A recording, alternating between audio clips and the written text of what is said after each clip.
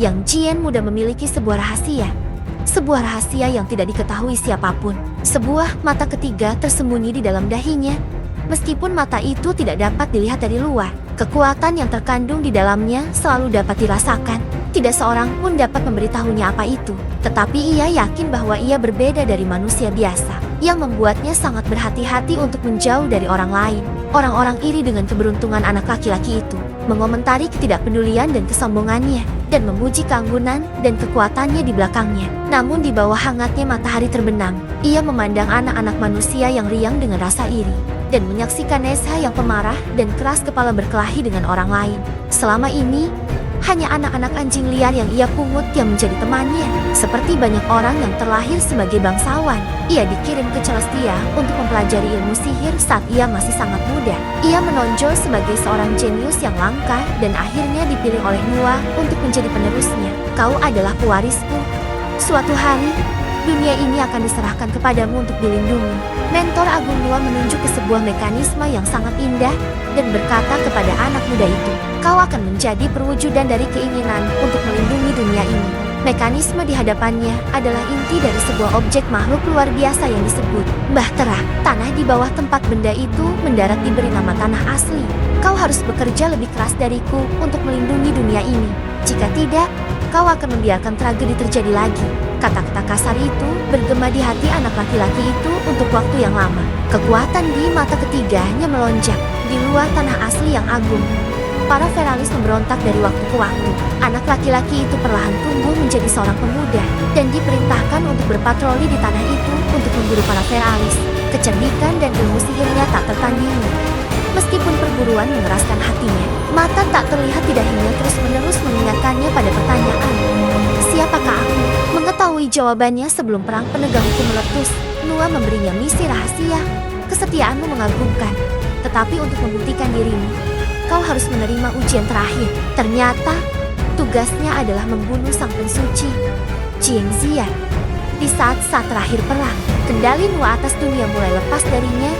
Jika Raja Shu jatuh, ia tidak ingin melihat raja independen lain berkuasa, terlepas dari apakah ia mendukung Feralis atau manusia.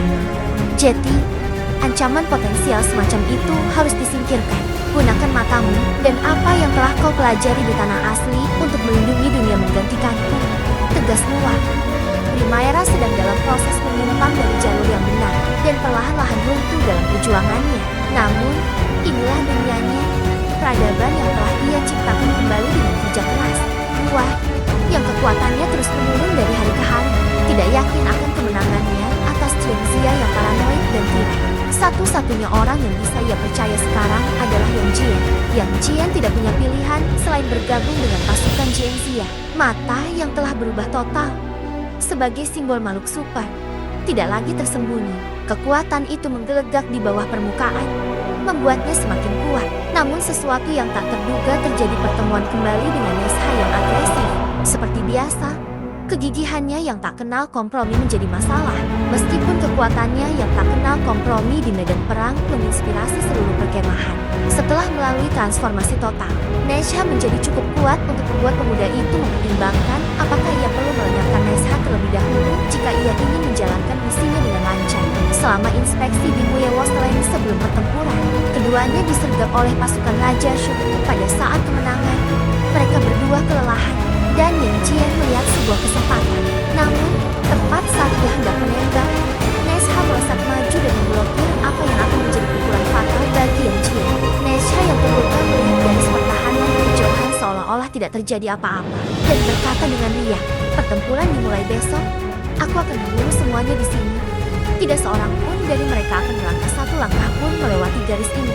Yang Jian tiba-tiba teringat kampung halaman Nesha di pesisir pantai telah tenggelam di bawah gelombang pasang yang dahsyat. Konon, untuk melaksanakan perintah penguasa dan melenyapkan para Feralis dari laut, orang-orang menyiapkan penyergapan dengan risiko membanjiri seluruh kota. Apakah tindakan penguasa benar-benar melindungi dunia ini? Apakah tujuan Nua benar-benar untuk melindungi? Atau mungkinkah ia hanya terobsesi berpegang teguh pada cita-cita yang sudah ketinggalan zaman? Dunia mungkin tidak selemah yang dipikirkan Nua. Dunia itu indah, luar biasa, dan penuh kehidupan. Sekalipun rusak parah akibat perang, dunia akan pulih pada musim semi tahun berikutnya. Primaera adalah dunia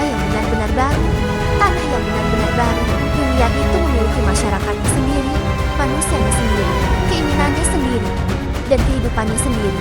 Dunia itu bukan pengganti planet lain yang telah lama hilang. Hei, mau cari masalah? Nesha menoleh dan bertanya. Yang Jian mengangguk. Meski dia tidak bermaksud demikian, akan seperti apa hari esok? Yang Jian dan rekannya terus berpatroli di garis pertahanan. Namun, darah dinginnya yang lama mulai membara. Saya dipanggil untuk melindungi dunia fana ini. Akan kulindungi dunia fana ini.